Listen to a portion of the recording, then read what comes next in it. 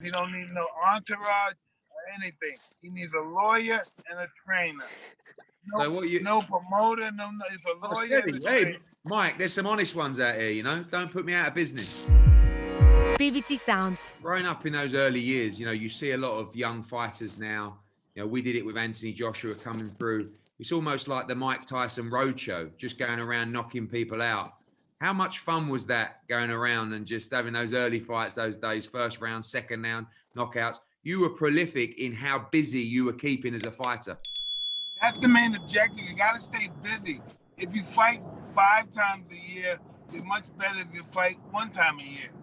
And that was my whole thing, is to stay busy and stay busy. And then when I got with Don King, they procrastinated a while. You had to wait longer to fight. When you look back, Mike, was those the years that you enjoyed the most, when you were almost like a free spirit, you know, and you were going out almost before you got too big, you know, before it got too complicated? The best time of my life was probably right before I won the title. Because when I won the title, it got tricky. Too much attention. Yeah, it wasn't the right time for me. I had too many emotional vampires around me.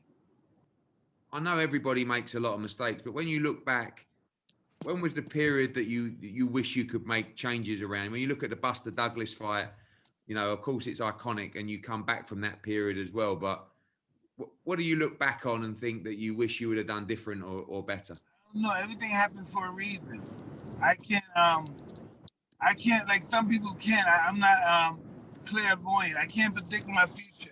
I can only manifest it. I can't predict it.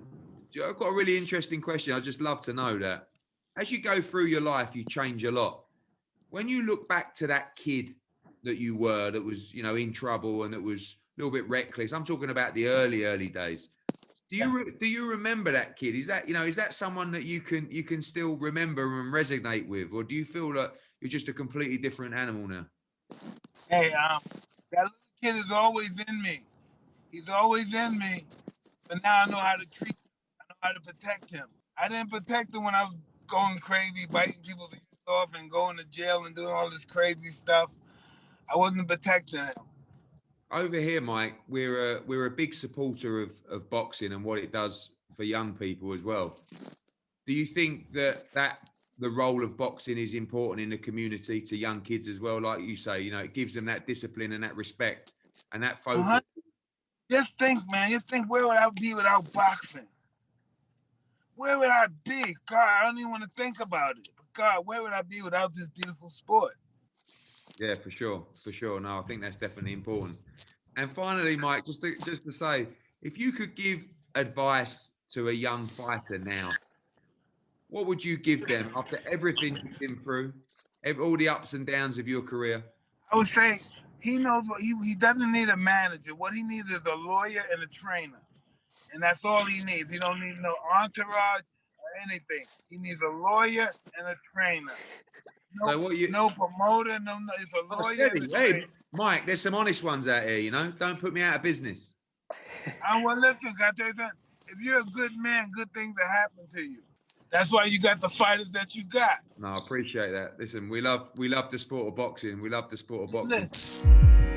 BBC Sounds. Music, radio, podcasts.